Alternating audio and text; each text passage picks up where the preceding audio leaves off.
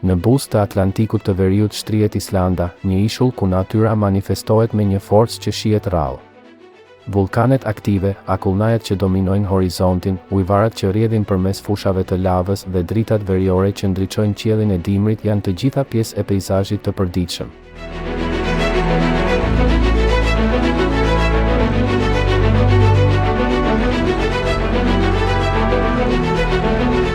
Kjo tokë gjeologjikisht e re vazhdon të ndryshojë, ndërsa banorët e saj kanë mësuar të jetojnë në ekuilibër me një mjedis që kombinon bukurinë dhe sfidën. Energjia e rinovueshme furnizon me energji qytetet e saj, traditat e lashta mbeten të gjalla në një botë moderne dhe marrëdhënia me mjedisin natyror përcakton pjesën më të madhe të identitetit të saj kulturor dhe shoqëror. Islanda nuk është vetëm një mjedis për fenomene të dukshme.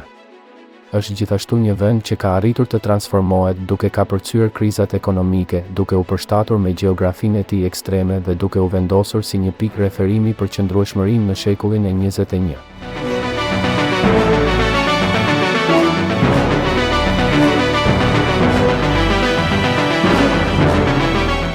Çdo cep i territorit të saj tregon një histori qëndrueshmërie, përshtatjeje dhe respekti për mjedisin. Por, përtej peizazheve dhe shoqërisë moderne, Islanda ka aspekte më pak të njohura, të heshtura, por të thella. Çfarë sekretesh mban ky ishull, ku zjarri dhe akulli ende shënojnë pulsin e jetës? Mirë se vini në mundare. Le të fillojmë.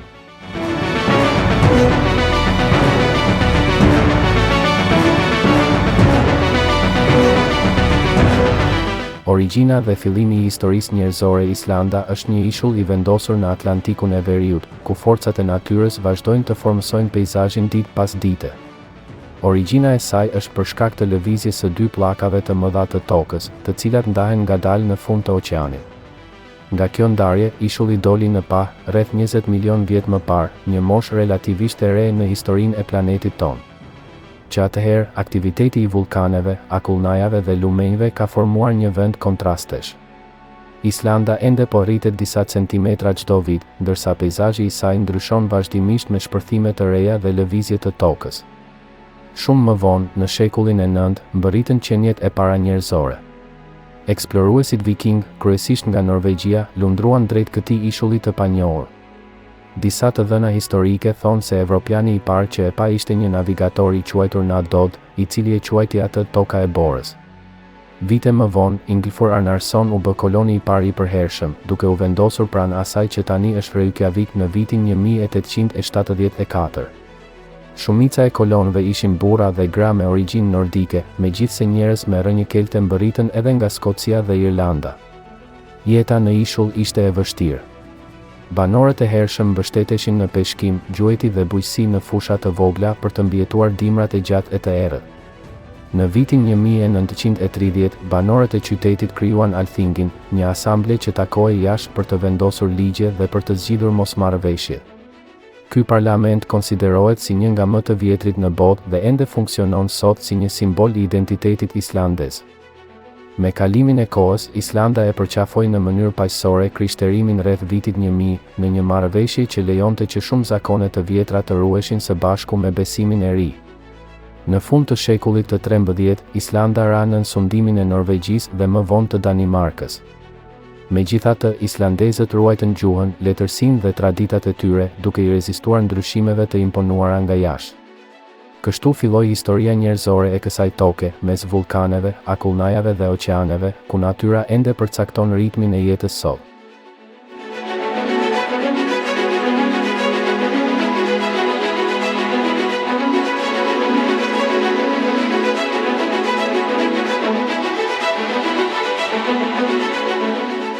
Islanda sot, shoqëria, zakonet dhe jeta e përditshme. Jeta në Island karakterizohet nga një kombinim harmonik i modernitetit, traditës dhe një respekti të thellë për mjedisin natyror.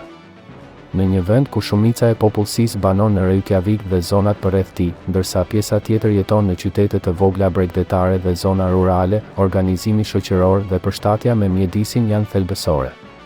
Shtëpitë, të projektuara për t'i bërë ballë të ftohtit, erës dhe rreshjeve të dendura të borës, shfrytëzojnë energjinë gjeotermale për të ngrohur shtëpitë, rrugët dhe ndërtesat publike. Ky burim i pastër dhe i rinovueshëm ushqen gjithashtu pishinat termale që janë një pjesë thelbësore e jetës së komunitetit. Transporti midis komuniteteve varet kryesisht nga rruga. Rruga 1, e cila rrethon ishullin, lidh shumicën e qyteteve, megjithse rreshjet e dendura të dëborës në dimër mund të ndërpresin përkohësisht trafikun. Në zonat rurale, të kesh një makinë të pajisur me goma speciale për dëbor është thelbësore. Shoqëria islandeze dallohet për shkallën e ulët të krijimit, kohezionin e fortë shoqëror dhe vlerën e lartë që i jepet privatësisë dhe diskrecionit. Është e zakonshme të shohësh fëmijë që luajnë pa mbikëqyrje në rrugë dhe njerëz që lënë sendet e tyre në hapësira publike. Sistemi arsimor, falas dhe i detyrueshëm deri në moshën 16 vjeç, promovon barazinë, të menduarit kritik dhe respektin për natyrën. Shumica e të rinjve vazhdojnë studimet universitare, si në institucione kombëtare, ashtu edhe në ato ndërkombëtare. Kujdesi shëndetësor publik, i cili është po aq i arritshëm, arrin edhe në zona të largëta, megjithse ndonjëherë përfshin udhëtime në distanca të gjata. Në jetën e përditshme, kombinimi i modernitetit dhe traditës manifestohet me gjeste të tilla si heqja e këpucëve me të hyrë në shtëpi, në preferencën për ushqime lokale si peshku i freskët, qengji dhe produktet e qumështit, si dhe në kultivimin e perimeve në sera gjeotermale. Pishinat gjeotermale nuk janë vetëm vende për të notuar, por edhe vende për të mbledhur shoqërisht, ku rrjedhin biseda midis brezave dhe profesioneve të ndryshme. Saktësia është një normë kulturore që pasqyron respektin për kohën e vet dhe të tjerëve. Konsumi i kafes është gjithashtu një vend të veçantë në jetën e përditshme, duke shoqëruar mbledhjet informale në shtëpi dhe kafene. Kontakti me natyrën është i vazhdueshëm. Aktivitetet të tilla si ecja në natyrë, kalërimi dhe peshkimi rekreativ janë të zakonshme, madje edhe në kushte të këqija moti. Në verë, dielli i mesnatës inkurajon ditë të gjata jashtë, ndërsa në dimër, errësira inkurajon mbledhjet familjare dhe aktivitetet në ambiente të mbyllura. Struktura familjare është e ekuilibruar, të dy prindërit shpesh punojnë jashtë shtëpisë, të mbështetur nga politika të përbashkëta të lejes prindërore. Kujdes i aksesueshëm për fëmijët dhe orare fleksibile që lejojnë një ekuilibër efektiv midis punës dhe jetës personale. Kjo jetë moderne nuk mund të kuptohet pa marrë në konsiderat marrëdhënien e thellë të islandezëve me motin ekstrem. Moti në Island është i paparashikueshëm dhe mund të ndryshojë brenda pak minutash. Stuhitë e dëborës, erat me forcë uragani dhe shiu i rrëmbyeshëm janë pjesë e jetës së përditshme, duke kërkuar përshtatje të vazhdueshme. Shpreha popullore nuk ka mot të keq, vetëm veshje të këqija, përmbledh filozofinë praktike me të cilën ata përballen me elementet. Aktivitetet sociale dhe të punës organizohen në mënyrë fleksibile, duke u përshtatur me kushtet e motit. Është e zakonshme që takimet, udhëtimet dhe takimet të planifikohen duke pasur parasysh parashikimet e motit, dhe kur godet një stuhi, një komunitet i tërë ristrukturon rutinat e tij pa drama. Kjo përshtatshmëri përforcon ndjenjen e qëndrueshmërisë dhe bashkëpunimit që karakterizon shoqërinë islandeze. Gjatë dimrave të gjatë, kur rrezet e diellit janë të pakta, shtëpitë dhe hapësirat publike bëhen strehë drite dhe ngrohtësie. Zakoni i ndriçimit të dritareve me llamba të vogla dhe i dekorimit të ambienteve të brendshme me pëllura të ngrohta pasqyron jo vetëm një nevojë praktike, por edhe një përpjekje të vetëdijshme për të luftuar errësirën. Në të kundërt, verat, të shënuara nga prania pothuajse e vazhdueshme e diellit, naftojnë të shfrytëzojmë sa më shumë kohën tonë jashtë, duke festuar dritën me ekskursione, festivale dhe tubime komunitare. Islanda është një lider në përdorimin e burimeve të energjisë së rinovueshme, me energji elektrike dhe ngrohje të furnizuara pothuajse tërësisht nga energjia gjeotermale dhe hidroelektrike. Ky angazhim ka kontribuar në ruajtjen e cilësisë së ajrit dhe uljen e ndikimit në mjedis.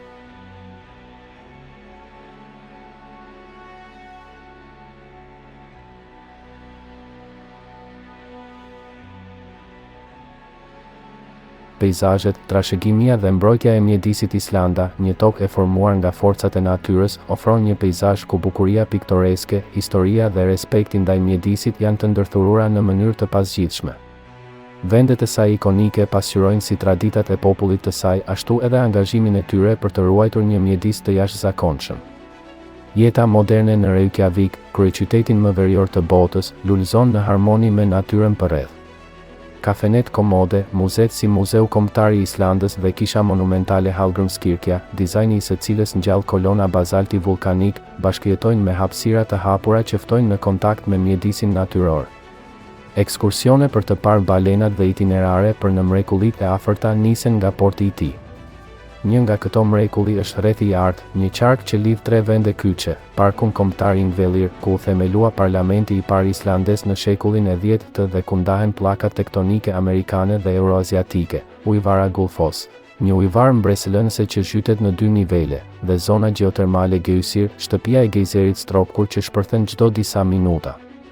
Në Ingvellir, përveç rëndësisë së tij historike, ruhet një mjedis natyror me vlerë universale, i mbrojtur si vend i trashëgimisë botërore. Në jug, fshati bregdetar Vëkëmërdal është i njohur për plazhin e tij me rërë të zezë, Reynisfjara, i rrethuar me kolona gjigante bazalti.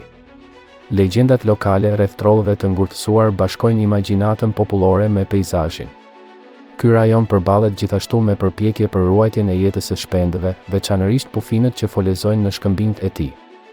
Në juglindje, laguna akullnajore i Kulsërn shkëlqen me icebergët e saj lundrues që janë shkëputur nga akullnaja Brea Mercuriku. Lundrimi midis shtresave të akullit ose ecja përgjatë plazhit Diamond Beach aty pranë ju lejon të përjetoni nga afër dinamikën e akullit, tokës dhe detit. Në perëndim, Gadishullis Fellsnes është shtëpia e plazheve të arta, fushave të lavës, shkëmbinjve të thyer dhe fshatrave të peshkimit. Vulkani Akullnajs Fellsiku, i cili frymëzoi veprën në udhëtim drejt qendrës së tokës të Jules Vernit, është një shembull i konvergjencës së misticizmit letrar dhe ruajtjes së natyrës.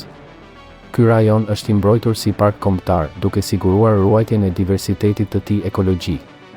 Më në veri, zona Mvatn ofron një peizazh me aktivitet të fortë gjeotermik, ku fushat e lavës, fumarolet dhe pseudokraterët krijojnë një mjedis pothuajse surreal.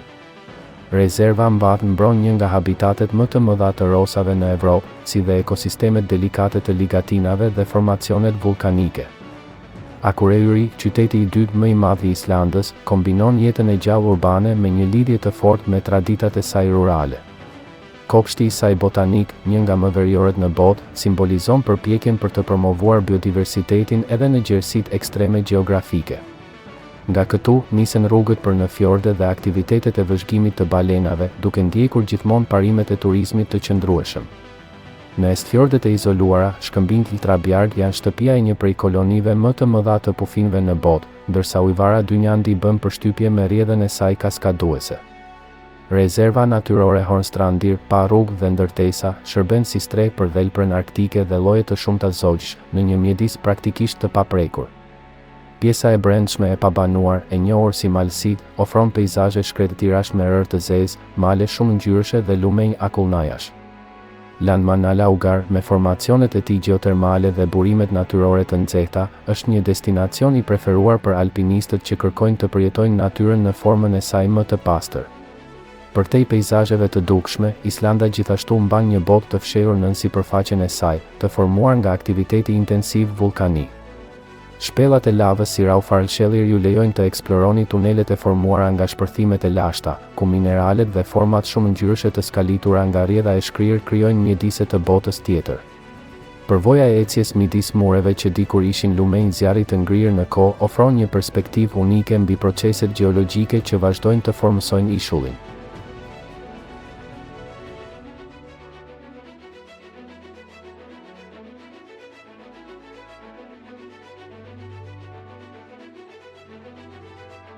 Turizmi në Islandë, zgjerimi, sfidat dhe e ardhmja e qëndrueshme në dekadat e fundit, Islanda ka evoluar nga një destinacion i largët dhe i rrallë i vizituar në një nga vendet më të kërkuara për udhëtarët nga e gjithë bota.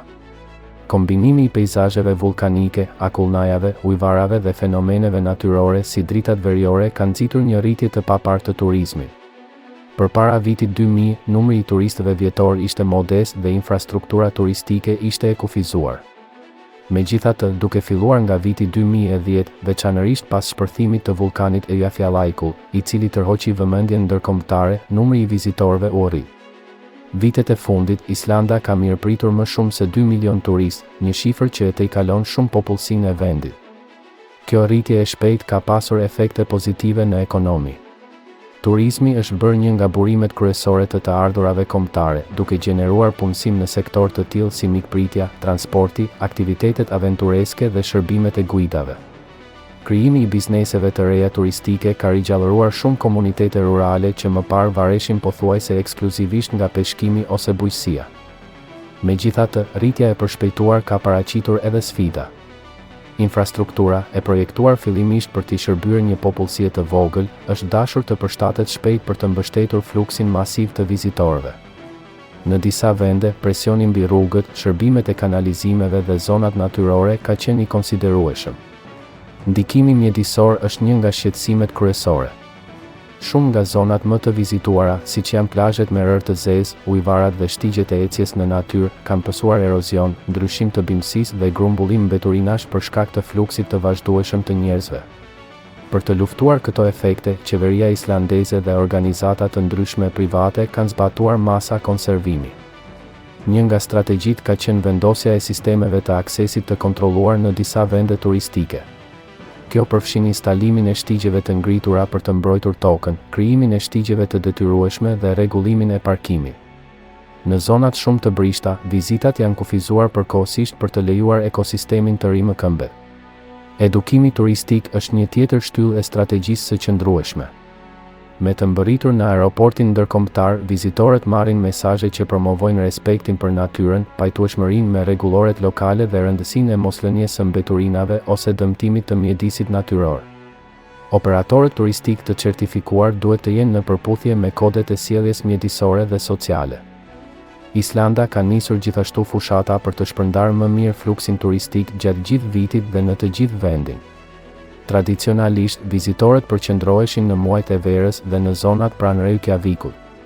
Sot, turizmi promovohet në dimër dhe në rajone më pak të njohura, siç janë Eastfjords ose veriu i vendit, për të ulur presionin mbi destinacionet më të njohura.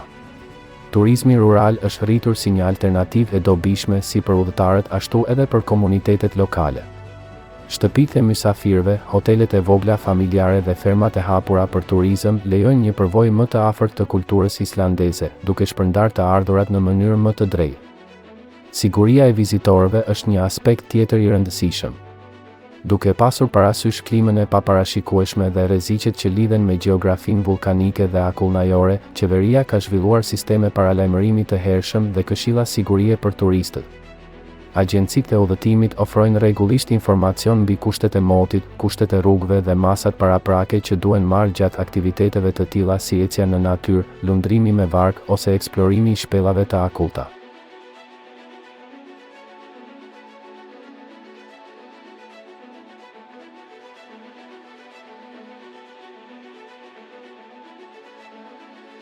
Kuzhina islandeze, tradita, ripërtëritja dhe qëndrueshmëria kuzhina islandeze ka evoluar nga kushtet natyrore të vendit dhe historia e tij e izolimit gjeografik. Për shekuj me radhë, islandezët mbështeteshin në burimet e disponueshme në mjedisin e tyre të afërt, duke formësuar një kuzhinë të bazuar në thjeshtësi, ruajtje të ushqimit dhe shfrytëzim të plotë të burimeve natyrore. Peshku ka qenë gjithmonë një shtyllë e dietës. Merluci, salmoni dhe trofta janë disa nga speciet më të konsumuara. Metodat tradicionale të përgatitjes përfshin tharjen në ajër, tymosjen dhe fermentimin, teknika që lejonin ruajtjen e ushqimit gjatë dimrave të gjallë. Qengji gjithashtu zë vendin qendror. Të rritur në zona malore dhe të ushqyer natyrshëm, qengjat islandez ofrojnë mish të çmuar për shijen e tij intensive dhe strukturën e butë. Pjata të tilla si hangik, qengji i tymosur, janë tipike në festimet dhe festimet tradicionale. Ruajtja e ushqimit ishte thelbësore për mbijetesën historike. Përveç tharjes së peshkut dhe mishit, u përdorën metoda të tilla si fermentimi në hir ose ruajtja në yndyrë shtazore. Këto praktika i dhanë jetë ushqimeve të tilla si karl, peshkaqen i fermentuar, që tani konsiderohet një specialitet tradicional që ngjall kuriozitetin e vizitorëve. Produktet e qumështit janë të domosdoshme në dietën e përditshme.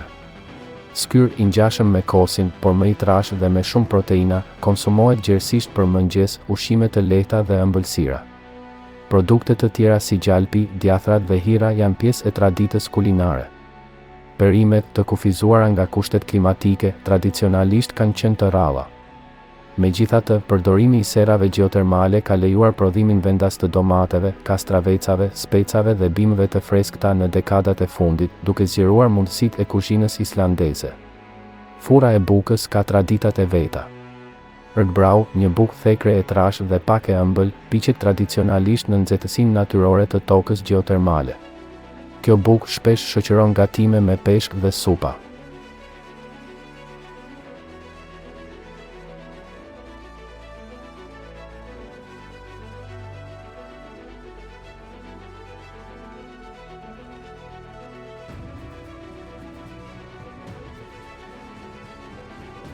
Festat kombëtare dhe festimet kulturore. Festat dhe traditat e Islandës pasqyrojnë një përzierje të ndikimeve stërgjyshore, përshtatjeve moderne dhe një lidhje të fortë me ciklet e natyrës.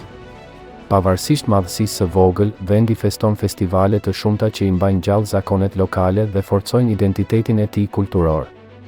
Një nga festimet më të rëndësishme është Dita Kombëtare, e cila festohet çdo 17 qershor për të përkujtuar shpalljen e pavarësisë në vitin 1944.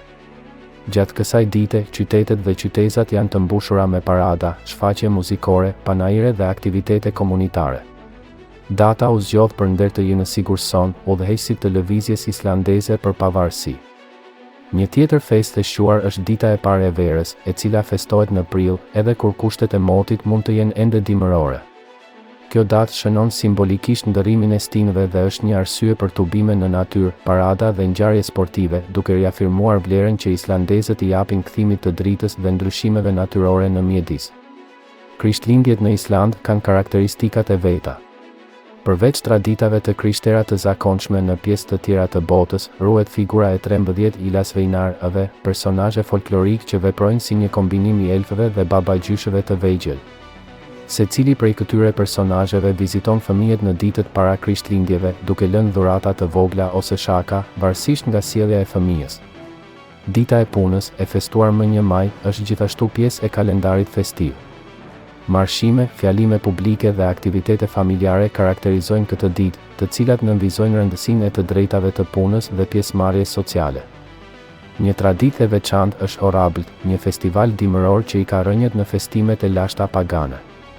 Gjatë Orabëlt, i cili zhvillohet midis janarit dhe shkurtit, islandezët mblidhen për të ndarë vakte tradicionale që përfshin pjata të tilla si peshkaqen i fermentuar, qenj i kuruar dhe kokë delej e zier. Ndërkohë që këto ushqime mund të jenë të habitshme për vizitorët, ato përfaqësojnë një lidhje të gjallë me praktikat e ruajtjes së ushqimit të epokave të kaluara. Festivali i kulturës i Reykjavikut është një tjetër ngjarje qendrore.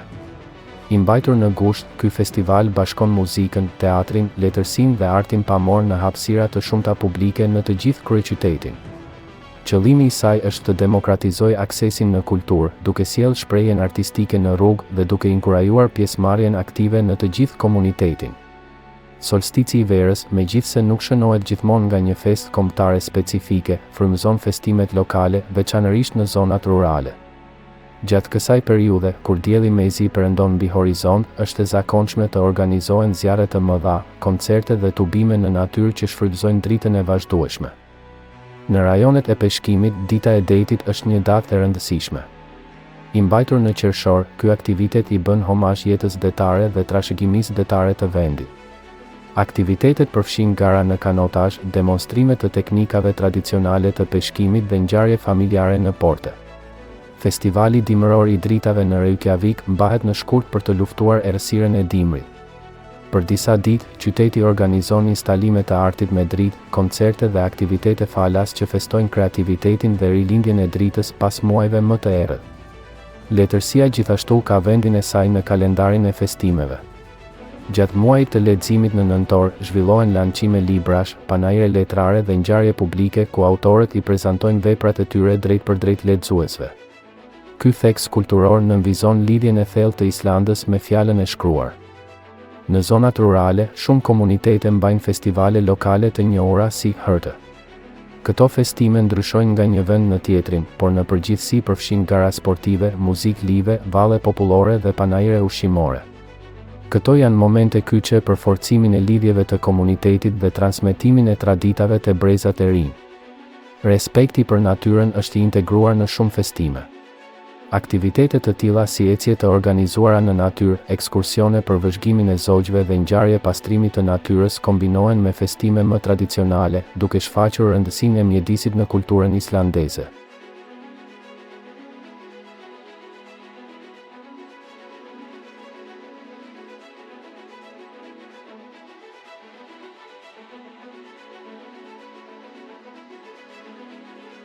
Fenomene natyrore, aurorat, vulkanet dhe akullnajat. Islanda është një nga vendet e pakta në botë ku mund të vërehen rregullisht disa nga fenomenet natyrore më mbretëlënëse në tokë. Dritat veriore, aktiviteti vulkanik dhe akullnajat e mëdha janë një pjesë thelbësore e peizazhit dhe karakterit fizik të përditshëm të vendit. Aurora boreale, e njohur si dritat veriore, ndodh kur grimcat diellore bashkëveprojnë me atmosferën e tokës. Ky fenomen e ngjyros qiellin e natës në nuanca të gjelbra, vjollcë dhe të kuqe. Në Island, ato janë të dukshme kryesisht midis shtatorit dhe prillit, veçanërisht në rajonet larg ndotjes nga drita, siç është veriu i vendit dhe fjordet perëndimore. Vëzhgimi i këtij fenomeni kërkon qiell të kthjellët dhe aktivitet të fortë diellor. Islanda shtrihet në kreshtën e Mes-Atlantikut, ku ndahen pllakat tektonike të Amerikës së Veriut dhe Euroazisë. Ky vend gjeneron aktivitet të fortë sismik dhe vulkanik. Në territorin e tij ka afërsisht 30 sisteme vulkanike aktive dhe shpërthimet, megjithse jo gjithmonë të shpeshta, janë pjesë e dinamikës natyrore të ishullit. Ndër vulkanet më të shuara është Eyjafjallajökull, shpërthimi i të cilit në vitin 2010 paralizoi trafikun ajror evropian për disa ditë. Një tjetër vulkan i rëndësishëm është Hekla, i njohur historikisht si Porta e Ferrit, i cili ka regjistruar më shumë se 20 shpërthime që nga vendosja e njerëzve në ishull. Katla, e mbuluar nga akullnaja Mrdalsikull, ka një histori shpërthimesh të dhunshme që mund të shkaktojnë përmbytje të menjëhershme akullnajore. Gërmësëvëtën, i vendosur poshtë akullnajës Vatnajökull, është sistemi vulkanik më aktiv i Islandës dhe kohët e fundit ka pasur shpërthime të tilla si ajo e vitit 2011. Vulkanet islandeze monitorohen vazhdimisht nga sensor sismik dhe sisteme mbikëqyrjeje satelitore. Ky monitorim lejon zbulimin e hershëm të shenjave të aktivitetit dhe zbatimin e protokolleve të sigurisë për popullatën. Aktiviteti vulkanik, megjithse i rrezikshëm, ka gjeneruar gjithashtu përfitime të tilla si krijimi i tokave pjellore dhe disponueshmëria e energjisë gjeotermale të bollshme. Akullnajat mbulojnë afërsisht 11% të sipërfaqes toksore të Islandës. Këto masa akulli ushqejnë lumeng, lagunat dhe akuiferet, duke formuar një pjesë thelbësore të sistemit hidrologjik të vendit. Akullnaja Vatnajökull, më e madhja në Evropë për nga vëllimi, shtrihet në një zonë të gjerë në Islandën juglindore. Ndryshimi i klimës ka përshpejtuar tërheqjen e shumë akullnajave islandeze në dekadat e fundit, duke ndryshuar peizazhin dhe duke ndikuar në ekosistemet përkatëse. Një fenomen që lidhet me bashkëveprimin midis vulkaneve dhe akullnajave është Ikullaups, përmbytje të menjëhershme të shkaktuara nga shkrirja e shpejtë e akullit për shkak të shpërthimeve vulkanike në glaciale. Këto ngjarje mund të shkatërrojnë rrugë, ura dhe të ndryshojnë rrjedhën e lumenjve vetëm brenda pak orësh. Ndër pikat kryesore natyrore është laguna akullnajore Ikullsøy, ku blloqe të mëdha akulli shkëputen nga akullnaja Breiðamerkurikull dhe notojnë ngadalë drejt oqeanit. Ndërveprimi i akullit dhe ujit krijon një peizazh që ndryshon vazhdimisht. Zona gjeotermale e Hverir, pranë liçenit Mbatn, ofron një tjetër spektakël natyror. Atje, fumarolet, burimet me baltë që fluskojnë dhe depozitat minerale me ngjyra të ndezura zbulojnë aktivitet nëntoksor. Fusha e lavës Eldraun e mbuluar me myshk u formua nga një nga shpërthimet më të mëdha në historinë e regjistruar, ajo e sistemit vulkanik Laki midis viteve 1773 dhe 1774. Shkatërimi Silfra, i vendosur në parkun kombëtar Ingvellir, u lejon vizitorëve të zhyten ose të bëjnë snorkeling midis dy pllakave kontinentale. Uji, i filtruar përmes lavës poroze, ofron një nga dukshmëritë më të qarta në botë, duke të i kaluar 100 metra. Në Bregdet, plazhi me rërë të zezë i Dipalsandur dhe shkëmbimt e Dyrlai pasqyrojnë bashkëveprimin e vazhdueshëm midis oqeanit dhe aktivitetit vulkanik. Erozioni, era dhe valët kanë skalitur formacione unike që kombinojnë historinë natyrore me bukurinë piktoreske. Një shembull tjetër i aktivitetit gjeologjik është Svartifos, një ujëvar e rrethuar nga kolona bazalti të formuara nga ftoja e ngadaltë e lavës. Kjo strukturë frymëzoi element arkitektonik modern, siç është projektimi i kishës Hallgrímskirkja në Reykjavik.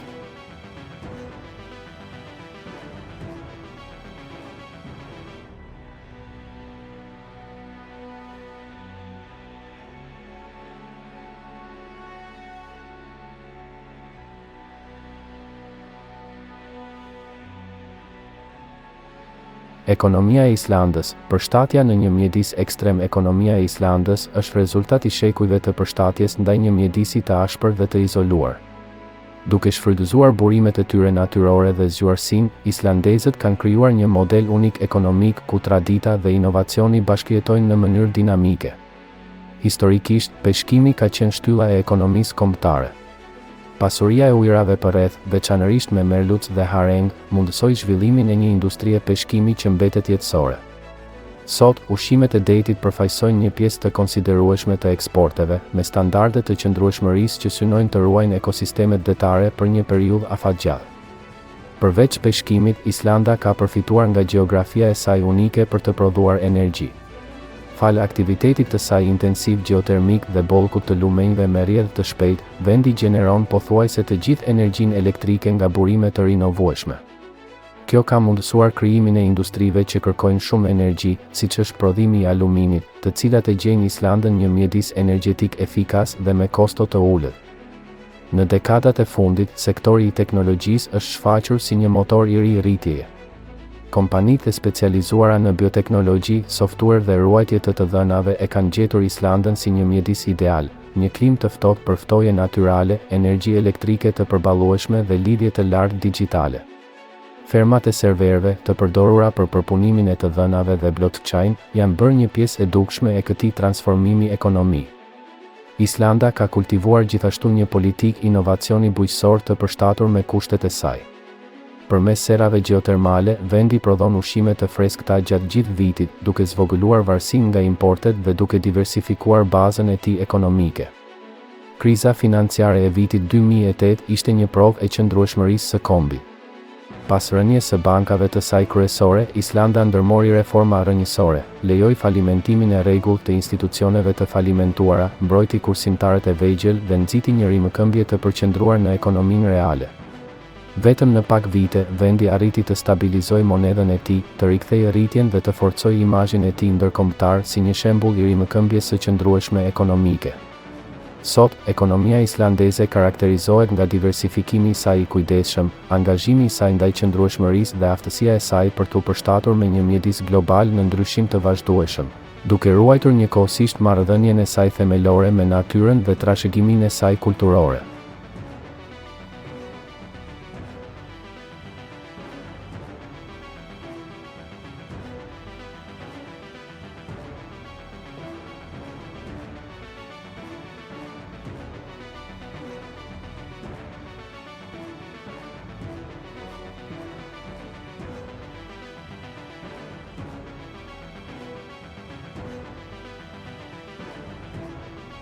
Jeta në malësitë dhe rajonet më të izoluara përtej qyteteve dhe destinacioneve turistike më të njohura, Islanda strehon territore ku jeta zhvillohet në kushte ekstreme. Malësitë malore dhe rajonet e largëta, të tilla si Eastfjords dhe pjesë të veriut, ofrojnë një peizazh unik izolimi, qëndrueshmërie dhe përshtatjeje në botën moderne. Malësitë islandeze, një hapësirë e gjerë shkretëtirash me rërë të zezë, male të zhveshura dhe lumenj akullnajal, mbeten përgjithmonë të pabanuara për shkak të klimës së tyre të ashpër. Megjithatë, gjatë muajve të verës, disa familje ngrenë strehimore të përkohshme për mbarështimin e deleve ose si bazë për turizëm me ndikim të ulët. Kushtet atje janë të pamëshirshme, temperaturat të ndryshueshme, erëra të forta dhe akses i kufizuar, ku edhe një kalim i thjeshtë mund të kërkojë automjete të specializuara dhe aftësi mbijetese. Në rajonet më veriore dhe fjordet e izoluara, ka komunitete të vogla që ruajnë një mënyrë jetese të lidhur thellësisht me mjedisin natyror. Në fshatrat ku deti dhe malet diktojnë ritmin, vetëm mjaftueshmëria është thelbësore. Shumë familje kombinojnë aktivitete të tilla si peshkimi artizanal, blegtoria në shkallë të vogël dhe turizmi rural për të mbështetur ekonominë e tyre lokale. Izolimi ndikon në çdo aspekt të jetës së përditshme. Qasja në shërbime mjekësore dhe arsimore mund të përfshijë udhëtime të gjata në kushte të motit të pafavorshëm. Dyqanet lokale, shpesh me përmasa modeste, i furnizojnë banorët me gjërat thelbësore, ndërsa marrëdhëniet fqinjësore janë thelbësore për përballimin e emergjencave. Dimri, me errësirën e tij të zgjatur, kërkon përgatitje rigoroze. Ruajtja e ushqimit, qëndrueshmëria e infrastrukturës dhe qëndrueshmëria mendore janë faktorë thelbësor për t'i bërë ballë muajve të izolimit relativ. Në të kundërt, vera sjell një vitalitet të shkurtër, ku natyra ringjallet, komunitetet festojnë tubimet dhe projektet bujqësore ose të mirëmbajtjes rifillojnë. Teknologjitë e reja kanë përmirësuar cilësinë e jetës në këto zona. Lidhja me internetin, e mbështetur nga programet kombëtare të infrastrukturës, u lejon banorëve të kenë akses në shërbime online, mësim në distancë dhe mundësi tregtie digjitale. Megjithatë, shumë prej tyre ruajnë një lidhje të fortë me metodat tradicionale të prodhimit dhe jetës në komunitet, duke ruajtur një trashëgimi kulturore që tenton të dobësohet diku tjetër në vend. Jeta në rajonet e izoluara të Islandës është një manifestim i qëndrueshmërisë njerëzore përballë sfidave natyrore. Këto territore, të karakterizuara nga një klimë e ashpër dhe një peizazh ekstrem, vazhdojnë të jenë shtëpi e komuniteteve që ruajnë një frym pavarësie, solidariteti dhe respekti të thellë për tokën që i mbështet ato. Islanda përfaqëson një takim unik midis natyrës së paprekur dhe jetës njerëzore këmbëngulëse. E izoluar në Atlantikun e Veriut, gjeografia e saj ekstreme ka formësuar jo vetëm peizazhin e saj, por edhe karakterin e banorëve të saj, elastik, të adaptueshëm dhe thellësisht të lidhur me mjedisin e tyre. Në këtë tokë kontrastesh, ku zjarri dhe akulli bashkëjetojnë, njerëzimi nuk është përpjekur të dominojë, por të bashkëjetojë. Tradita, moderniteti, inovacioni dhe respekti ndaj mjedisit bashkëjetojnë natyrshëm, duke formësuar një shoqëri që ka arritur të ruajë identitetin e saj ndërkohë që është hapur ndaj botës. Përtej vulkaneve, akullnajave dhe aurorave të saj, Islanda ofron një mësim të heshtur. Jeta lulëzon jo pavarësisht kushteve të pafavorshme, por në harmoni me to. Në çdo komunitet, në çdo peizazh, ndihet e njëjta siguri. Këtu, natyra nuk është një sfidë për t'u kapërcyer, por një shoqëruese në udhëtim. Islanda mbetet, në thelbin e saj, një kujtesë e asaj që është e mundur kur njerëzimi e kupton vendin e tij brenda botës, jo mbi të.